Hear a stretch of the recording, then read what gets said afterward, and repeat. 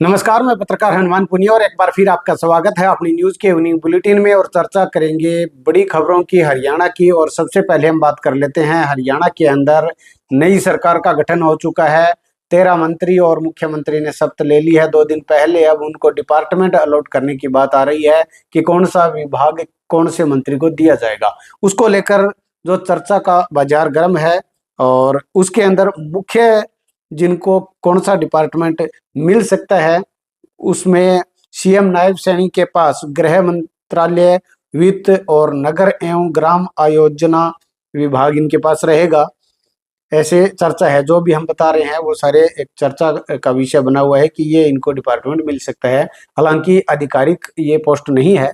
अनिल विज को शहरी निकाय और उच्च शिक्षा विभाग मिल सकता है, पहले इनके पास गृह मंत्रालय भी था पिछले सेशन में। महिपाल ढांडा को कृषि एवं पशुपालन विभाग मिल सकता है।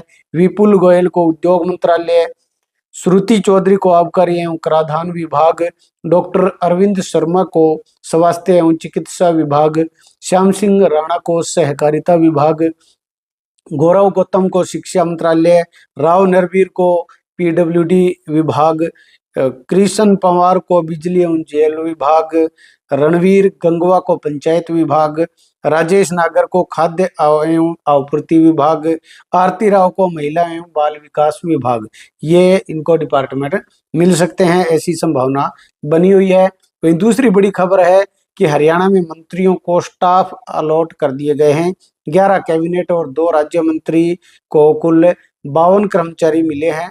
और हरियाणा सरकार के अंदर इनको जो ये मंत्रालय दे दिए गए हैं, मुख्य सचिव TVSN प्रसाद की ओर से इनको लेकर ऑर्डर जारी किए गए हैं। वहीं कांग्रेस की अगर बात करें तो कांग्रेस में असंध विधानसभा सीट से पूर्व कांग्रेस विधायक और प्रत्याशी शमशेर सिंह गोगी ने अपने आप को कांग्रेस का 3 साल के लिए प्रदेशाध्यक्ष बनाने की मांग उन्होंने की है। उन्होंने कहा कि 5 साल का समय है, हाईकमान चाहेगा तो सब कुछ हो सकता है। यानी कि एक हिसाब से वो अब अपने आप को प्रदेशाध्यक्ष का दावेदार उन्होंने बनाया है।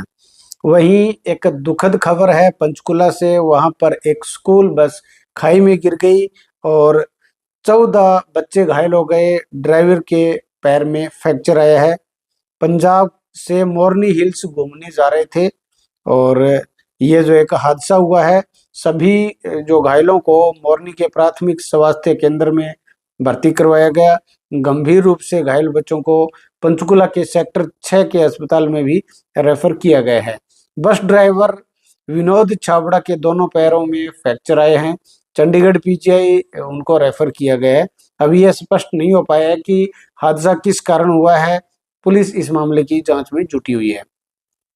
वहीं हरियाणा में CPS नियुक्ति 3 सीनियर मंत्रियों ने रुकवाई है। आदेश जारी होते ही कैबिनेट दर्जा देने का विरोध किया है। बिना रैंक के जारी होंगे ऑर्डर। जी हम बता दें कि प्रिंसिपल सेक्रेटरी की नियुक्ति के आदेश नाटकीय ढंग से रोक दिया गया है।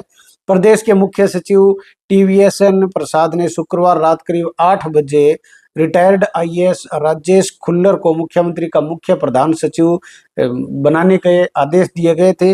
उन्हें कैबिनेट मिनिस्टर रैंक दिया गया था। हालांकि 4 घंटे के बाद ही रात के करीब 12 बजे दूसरा ऑर्डर जारी हो गया और उसमें लिखा गया कि मुख्य प्रधान सचिव की नियुक्ति के संबंध में जारी आदेश अगले आदेश तक स्थगित किए जाते हैं। यह घटना ऐसे समय में हुई जब CM नायब सैनी दिल्ली गए हुए थे। एक्चुअल में शपथ ग्रहण समारोह के उपरांत कल दिन भर उनका कार्यालय के अंदर उन्होंने अपना कार्यभार संभाला था। उसके बाद वो दिल्ली चले गए। कौन से मंत्री को कौन सा पद दिया जाएगा उसको लेकर दिल्ली में चर्चा चल रही है। लेकिन ग्राउंड लेवल पर गांव में जो है जिस तरह का एक चर्चा का जो माहौल बना हुआ है वो यही है कि इनको जो हमने पहले बताया कि कौन से को कौन सा डिपार्टमेंट विभाग मिल सकता है, तो वो एक चर्चा बनी हुई है। वहीं हरियाणा के अंदर 2 दिन पहले जो सरकारी नौकरी जो जारी हुई है उसके अंदर एक ऐसी घटना हुई है जिसकी वजह से 47 दिन पहले एक युवक उसकी हार्ट अटैक से मौत हो गई थी। और अब जो उसका रिजल्ट आया तो उसको एक नहीं बल्कि 2 नौकरियां मिली है एक साथ।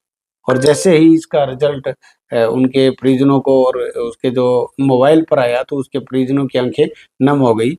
दरअसल मुकेश नाम का युवक नारनौल का है ये, और ग्रुप सी और डी का उसके अंदर मतलब अब चयन हुआ है। उसने परीक्षा दी थी, लेकिन 47 दिन पहले उसका देहांत हो गया था और 17 तारीख को उसका जन्मदिन भी था। और उसी दिन उसके मोबाइल पर मैसेज आता है कि उसको सी और डी ग्रुप दोनों में नौकरी मिली है, लेकिन ज्वाइनिंग वो नहीं कर सकता क्योंकि उसका देहांत हो चुका है। तो ऐसे में खुशियां आई, लेकिन उससे पहले वो जो उनका बच्चा है मुकेश, वो अब इस दुनिया में नहीं है। तो उसको लेकर अब चर्चा का विषय ये बना हुआ है कि इस तरह का एक गमगीन माहौल एक बार फिर उनके घर में आ गया है इस नौकरी की वजह से।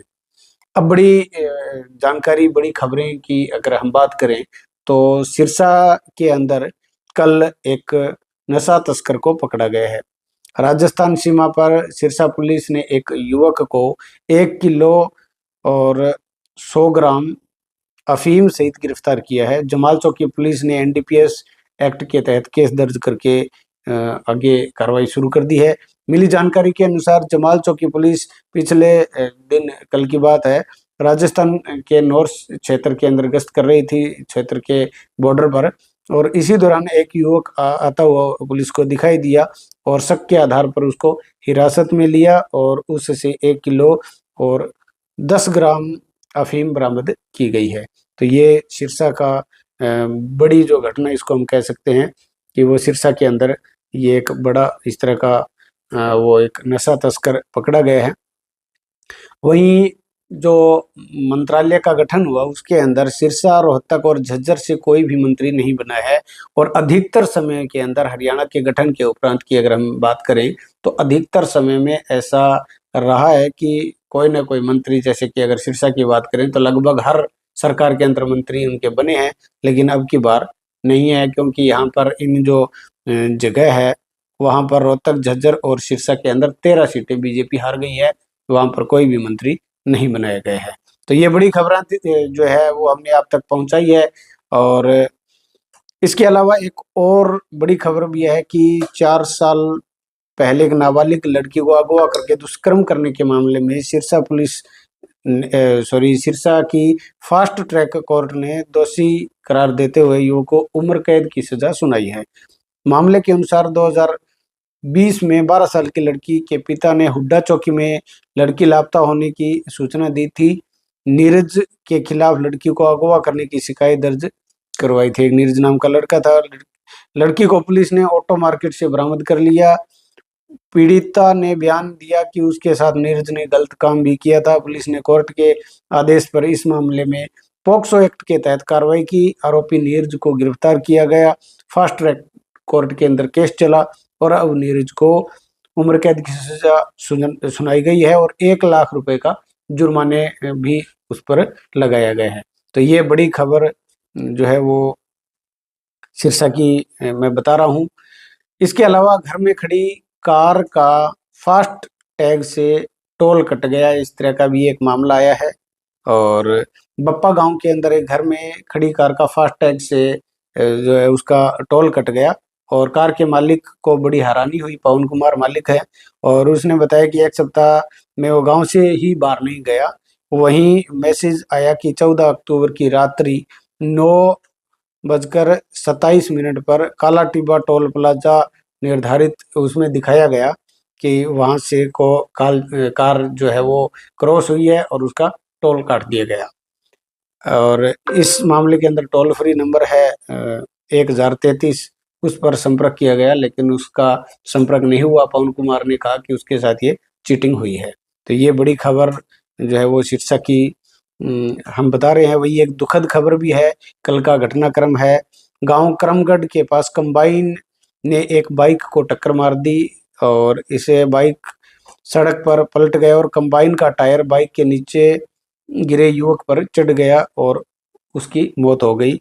और मृतक युवक जो है वो मांगेराम है, गांव फतेहपुरिया नियामत खां का।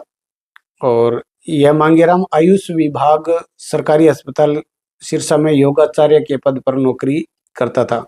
शुक्रवार को अपने दोस्त धर्मपाल निवासी भागसर के साथ बाइक पर सवार होकर खुइयां मलकाना से सिरसा की ओर आ रहा था और करमगढ़ के पास सामने से आ रही कंबाइन से उनकी टक्कर हो गई और उससे उसकी मौत हो गई।